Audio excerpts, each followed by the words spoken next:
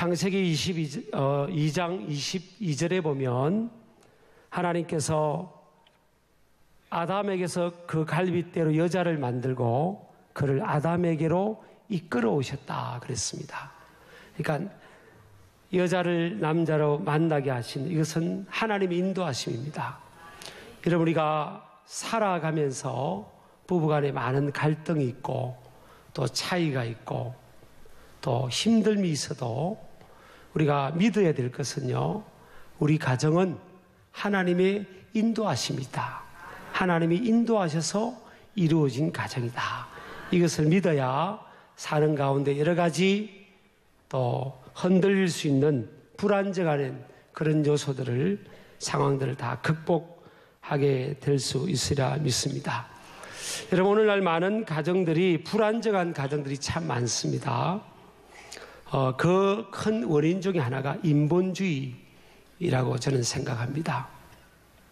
가정의 출발이 하나님 안에서 출발된 것이라는 생각들이 자꾸 희미해지고 있어요. 그래서 결혼을 할 때도 이제는 주례자도 목사님을 모시지 않고 주례자 없이 하는 결혼식도 있고요. 점점 우리 둘만이 마음이 맞으면 되는 거지 하는 이런 인본주의, 우리 둘이 마음이 맞아서 결단을 한 것이 가정의 출발이라 생각하는 게 인본주의죠. 그런 문화들이 형성되는 것을 보면서 좀 저는 목회자로서 경계심을 갖게 됩니다. 그래서 하여튼 가정은 하나님이 만드신 제도고 시스템이고요. 하나님이 만드신 각 가정은 하나님께서 행복하고 풍성하기를 원하신다는 사실입니다. 어떤 가정은 행복하고 어떤 가정은 불행하는 것이 하나님의 뜻이 아니에요. 그래서 하나님은 답을 다 보여준 겁니다. 행복하고 풍성한 가정이 되는 그 원리를 성경 말씀을 통해 하나님은 다 보여주셨어요. 그래서 하나님의 말씀의 원리를 딱 붙들고 그 원리 안에서 살아가면 어떤 가정도 회복이 될 수 있고요. 어떤 가정도 행복하고 풍성한 가정이 될 수 있으라 믿습니다.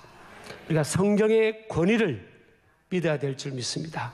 성경이 형성된 것을 정경화라 그럽니다. 캐논, 영어로 하면 캐논. 캐논은 기준, 자, 표준 이런 뜻이에요.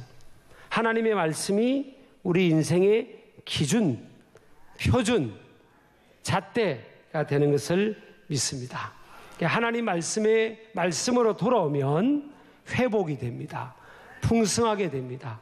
행복을 경험하게 됩니다. 우리 가정의 달을 맞이하고 오늘 부부의 날을 맞이해서 여러분과 저의 가정이 회복될 것이 회복되고 풍성함을 회복하기를 주의 이름으로 축복합니다. 그래서 오늘 24절에 보면 행복하고 풍성하게 되는 가정, 어떤 가정에도 똑같이 적용되는 공평하신 하나님께서 제시해 주신 세 가지 원리가 있습니다. 이 세 가지 원리를 딱 붙들면 저와 여러분은 행복한 가정, 풍성한 가정으로 회복될 줄을 믿습니다.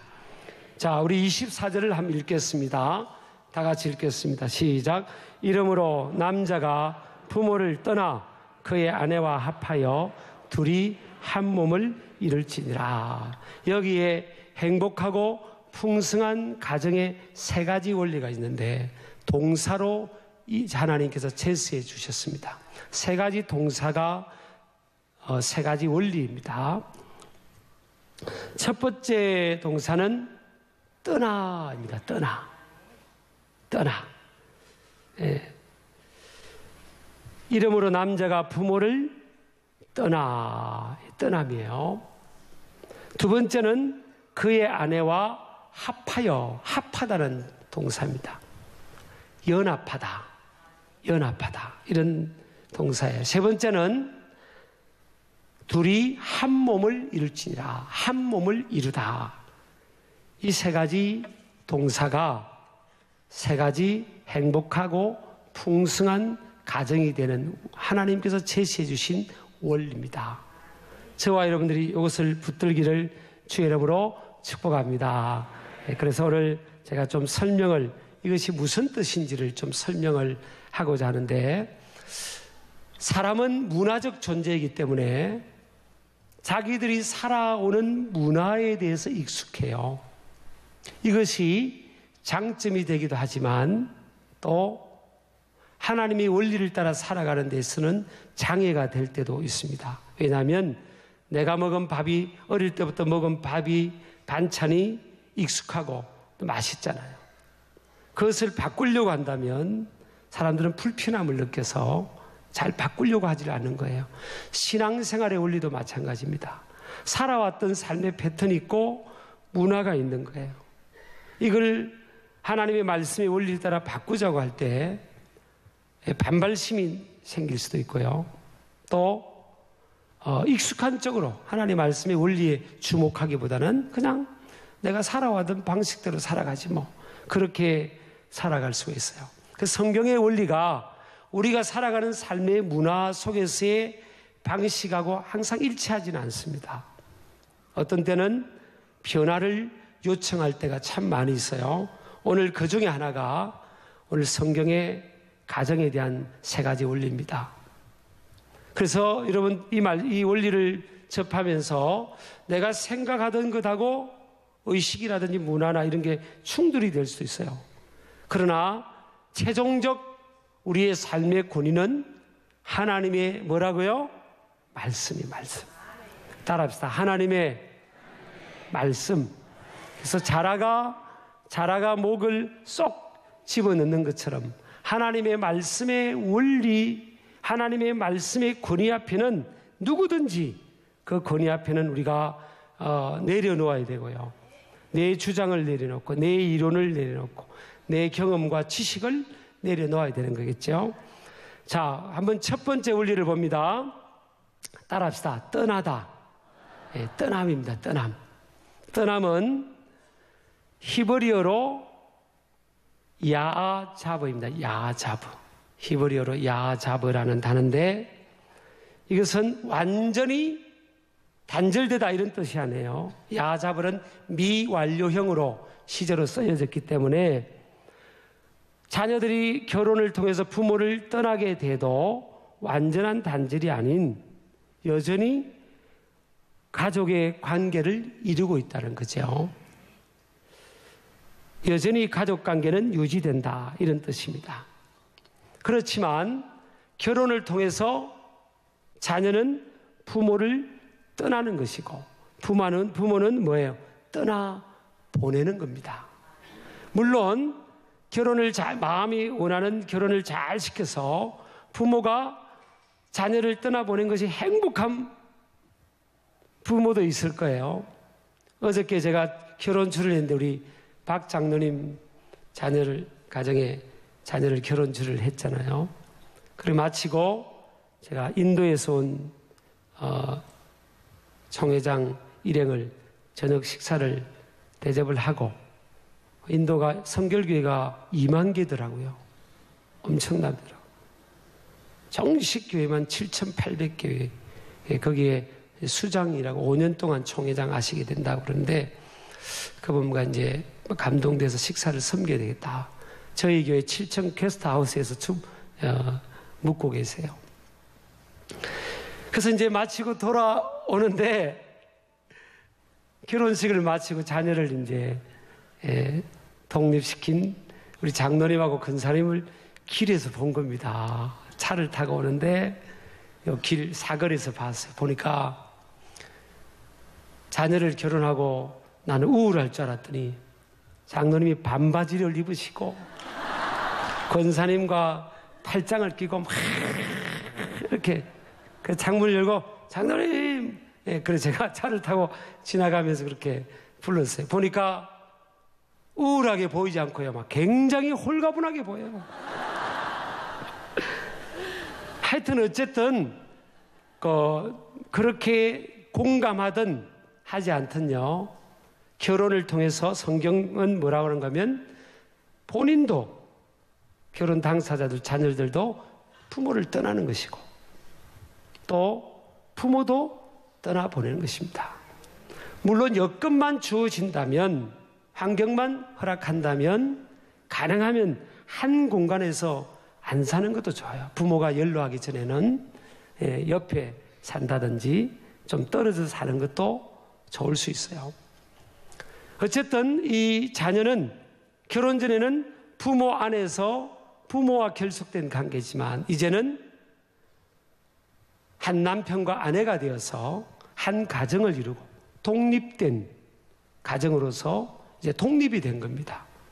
한 울타리 안에 사는 이제 커플일지라도요, 자녀의 부부일지라도 그런 독립된 가정으로 부모는 인정을 해줘야 되고, 또 자녀들도 할 수만 있으면 정서적으로 뿐만 아니라 경제적으로도 이렇게 독립할 수 있도록 노력을 해야 됩니다. 성경적이에요. 떠나는 것이 원리입니다. 떠남의 원리. 그렇다고 이걸 그래 부모를 완전히 부모가 안 보이는 대로 떠나자 이건 안 해요. 같이 살아도 독립된 거예요. 그래서 떠난 것을 부모도 인정을 해줘야 됩니다. 결혼을 했는데 자녀도 항상 무슨 일이 있으면 부부간에 먼저 이야기하지 않고 쪼르륵 부모에게 전화하고, 그건 못 떠난, 정서적으로 못 떠난 자녀예요. 어쨌든 떠나고, 또 자녀도 부모도 자녀의 떠난 자녀니까, 독립된 가정이니까 자녀의 삶에 많이 간섭을 하면 안 됩니다. 이 성경적 원리입니다. 여러분 아멘을 안 해도 사실이에요. 두 번째 원리는요, 세 가지 원리를 같이 우리가 조화를 이루어야 행복하고 풍성한 가정의 성경적 원리가 정립이 됩니다. 두 번째 원리는 연합하다입니다. 연합하다. 히브리어로 웨다바크입니다. 이 히브리어 웨다바크라는 단어가 의미가 참 재미가 있어요. 악교로 접착하다, 밀착되다, 악교로 접착하다. 이러면 악교풀 알죠? 악교풀로 두 사람을 딱 붙였다는 거예요. 결혼은 악교풀로 두 사람이 영적으로, 정서적으로, 신체적으로 딱 붙여지는 상태. 두 사람이 악교풀로 붙어졌으니까, 접착된 상태니까 그 가운데 누군가 끼어들면 돼요, 안 돼요? 끼어들면 불편함이 생기고 갈등이 생기는 겁니다. 부모라고 해도 그 두 사이에 끼어들면 안 됩니다. 그 두 사람의 연합을 존중해주고 인정해줘야 됩니다. 악교풀로 우리 두 사람이 딱 접착이 된다는 것을 모르는 이 무지가 결혼 생활에 굉장히 어려움을 가져다 주게 돼요. 부부는 여러분 연합이 되어 있는 겁니다. 개체가 이렇게 행동하고 같이 살아가지만 한 공간에 있기 때문에 연합이 아니에요. 하나님께서 영적으로, 정서적으로, 신체적으로 연합을 시켜준 거예요. 악교풀로 딱 붙어 있는 겁니다. 그래서 사별을 통해서든 또 어떤 특수한 어쩔 수 없는 상황에서든 부부가 이렇게 함께 살지 않고 이별을 하게 되면 굉장히 고통스러운 겁니다. 왜냐하면 악교풀로 딱 붙어 있다가 떨어지니까 찢어지는 겁니다. 찢어지는 거예요. 그래서 부부의 이별은 굉장히 찢어지는 아픔이고 고통입니다. 혹시 여러분 주위에 그런 분들이 있으면 절대 정죄하는 마음을 가지면 안 됩니다. 얼마나 힘들면 악교풀로 하나님 붙이신데 저렇게 찢었을까? 또 먼저 하나님 나라로 배우자를 보낸 분들요, 정말 긍휼한 마음으로 그들을 위해서 기도해 줘야 됩니다. 얼마나 힘들겠습니까? 견디기 힘든 아픔이지 않겠어요? 그래서 부부는 뭐라고요? 악교풀로 붙어 있다 라는 거예요. 아, 연합이 되어 있구나. 따로 국밥이 아니구나. 그러니까 따로 통장도 만들어도 안 되고, 따로 그냥 마음대로 행동해도 안 되는 거예요. 남편은 아내의 의견을 존중하고 아내는 남편의 의견을 존중하고 그것에 귀를 기울이려고 해야 돼요. 왜? 연합이 되어 있는 겁니다. 연합. 또 그 사이에 내가 아무리 자녀를 사랑하고 자녀를 위해서 생명까지 줄 수 있는 그런 사랑이 있어도 그 두 사이에 끼어들려고 부모가 있어서는 안 됩니다. 부모는, 지혜로운 부모는 뭐예요? 울타리가 되어주는 거예요. 그 두 사람이 연합을 잘 이룰 수 있도록 이렇게 울타리가, 큰 울타리가 되어주는 겁니다. 세 번째 원리는 한 몸을 이룸입니다. 한 몸을 이룸. 완바디입니다. 완바디. 히브리어로 외하유라는 단어입니다. 이거 저는 외우려고 외하서 과자. 외하서. 외하서하고 닮았더라고요. 외하유. 외하유. 영어로 하면 외라유하고 비슷하죠. 너 어디 있니? 한 몸 이룬 내 반쪽 어디 있니? 좀 말이 되죠? 외하유. 이 외하유는요, 직역을 하면 그리고 그들이 한 몸이 되어야 한다 이런 뜻이에요. 그러니까 한 몸이 되었을 뿐만 아니라, 연합이 되었을 뿐만 아니라 한 몸이 되는 쪽으로 계속 가야 된다는 거예요. 방향성을 말합니다. 부부는 연합을 악교풀로 접착이 된 것처럼 연합된 관계지만 또 삶 속에서 이 한 몸, 완바디 한 몸으로 연합으로 그렇게 가도록 해야 된다는 거예요. 근데 한 몸을 이루는 것을 가로막는 이들이 있죠. 그 뭐예요? 이기심이죠. 이기심. 또 정직하지 않음, 부정직한 태도, 욕심, 뭐 이런 것들은 두 사람의 한 몸, 하나됨을 가로막는, 더 깊이 하나되고 친밀해지는 거고 조화를 이루는 것을 가로막는 거죠. 부부는 신비로운 연합이기 때문에 여러분, 우리 부부는 한 몸이 되었구나. 그래서 배우자를 위해서 섬기고 이타적으로 섬기고 희생하는 것이 결국은 뭐예요? 나를 위한 겁니다. 여러분, 이걸 아셔야 됩니다. 내가 배우자를 섬기면 내가 손해본다. 이것은 뭐예요? 따로, 우리 부부는 지금 따로라고 생각하기 때문에 그런 거예요. 그러니까 풍성한 것을 못 누리는 거예요. 부부는 여러분 한 몸입니다. 또 연합이 악교풀처럼 딱 붙어 있는 거예요. 그래서 붙어 있고 한 몸 이루기 때문에 뭐예요? 상대방의 니드에 배우자가 예민해져야 됩니다.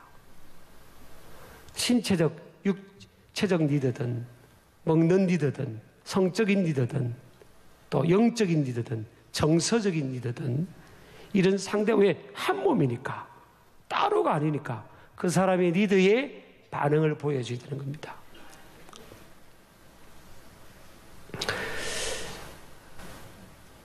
이 남자들은요, 이렇게 뭘 잘 정리하는 게 잘 안 돼요. 저도 아침에 일어나서 잠옷을 이제 붙는데, 보통 잠옷을 남자들은 탁탁탁탁 이렇게 개어놨지 않잖아요. 뭐 툭툭 이렇게 침대에 던져놔요. 그랬더니 어느새 우리 아내가 탁탁 이렇게 접어놔요. 그래서 여보 고마워. 아내는 나를 헌신해 준 거잖아요. 그리고 또 아침에 또 주스를 갈았다가 후루룩 갈아는 것을 또 여보 이러면서 또 먹여주는 겁니다. 제가 또 이렇게 아침에는 또 가볍게 우리가 샐러드 종류하고 만들어 놨더라고요. 그걸 먹고 이렇게 섬겨주는 거죠. 이게 여자분들 입장에서는 내가 손해보는 게 아닌가, 왜 나는 맨날 섬겨야 되나 이렇게 생각하는 여자분들이 있겠지만, 부부는 완바디이기 때문에 내가 섬길 때 더 큰 유익이, 축복이 오게 되는 겁니다. 여러분, 가정에 대한 메시지를 가만히 보면, 오늘 부부의 날이니까 그냥 해버리죠, 뭐, 그죠? 가정에 대한 메시지를 가만히 성경에 나와 있잖아요. 여러 군데 나와 있잖아요. 부부에 대해서 언급할 때 꼭 보면요, 제가 남자이기 때문이 아닙니다. 아내들이요, 아내가 먼저 나옵니다. 남편들이요, 먼저 나오지 않아요. 아내들이요. 저는 가만히 다 그래. 왜 그럴까? 이쪽에서는 남편들이야 했다가 저쪽에서는 아내들이야, 뭐 공평할 텐데 꼭 아내들에게 먼저 요청해요. 그래서 가만히 제가 묵상해 보니까 첫 번째는 뭐예요? 여자가 바뀌기가 쉬워요. 그리고 여자가 마음이 따뜻하고 성숙하잖아요. 남자는 단순해요. 수탉을 보세요. 수탉은 계란도 지가 안 나서면서 어대고 어시되고요. 벼슬을 보세요. 얼마나 벼슬이 어시되는 겁니까? 남자는요 그냥 어시되고 싶은 거예요. 남자는 내 여자 앞에서 그냥 어시되고 싶어. 내 여자가 나를 좀 이렇게 좀 인정해주고 이러면, 가정에서 팍 인정받은 남자들은 밖에 가서 교만하지 않습니다. 가정에서 막 여자가 밟고 차고 이러니까 남자 가서 교만하게 막 자기가 뭔가 증명해 보려고 그러는 거예요. 내 여자 앞에서 남자는 이게 인정받고 싶고 막 이게 대우받고 싶고 이렇게 존경받고 싶고 막 그런 겁니다. 그거 왜 못 해줍니까, 아내가? 여보, 당신 최고야, 최고. 당신 이경 목사님보다 더 멋있어. 아니 왜 그걸 못 해줘요? 한 몸인데. 남편도 마찬가지고요. 아내는, 여자는요 사랑만으로 삽니다. 남자는 사랑 플러스 알파예요. 밖에서 성취감, 이게 또 채워져야 될 남자입니다. 그러나 여자는 only love입니다. 사랑입니다. 다른 거 필요 없어. 내 남자가 나 사랑만 해주면, 그냥 인정만 해주면 그냥 에너지가 나는 거예요. 여러분 결혼한 남자분들 다 알잖아요. 부부가 다 알지 않습니까? 여성이 저렇게 약하게 보이도요, 여성 안에는 남성보다 더 엄청난 이 에너지가 있지 않습니까? 그 에너지가 모성애로 발휘되고요, 현숙한 아내로서 발휘되고, 그 여러분 엄청난 에너지가, 그 누가 끌어내줍니까? 남자가 끌어내줍니다. 부드러운 말, 부드러운 터치, 부드러운 격려, 이런 것을 통해서 아내 속에 있는 그 엄청난 에너지를 막 끌어내주는 거예요. 그 누가 해준다고요? 남편이 해주는 겁니다. 여러분 행복한 가정 되십시오. 옆 사람 인사합시다. 행복하시기 바랍니다. 네. 할렐루야. 여자분들은 제가 뭐 여성 전문가는 아니에요. 그렇지만 저를 보세요, 남자분들. 여자분들은 좀 부드럽게 대해줘야 됩니다. 부드럽게 타치해줘야 돼요. 부드럽게 말해주고 이렇게 아시겠죠?